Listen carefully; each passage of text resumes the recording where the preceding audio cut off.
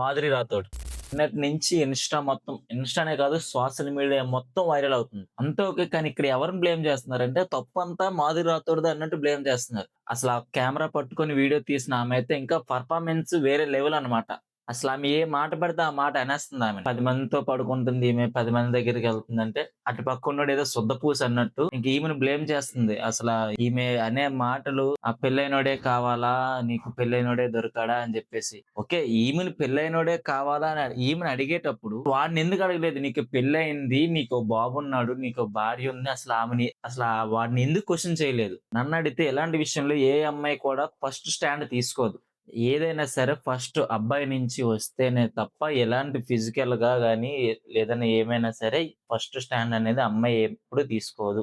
ఈమె పెర్ఫార్మన్స్ ఎవరైతే కెమెరా పట్టుకొనున్నారో ఆమె లేదంటే ఇలా చేసుకుంటూ అసలంత పెర్ఫార్మన్స్ వేరే లెవెలు.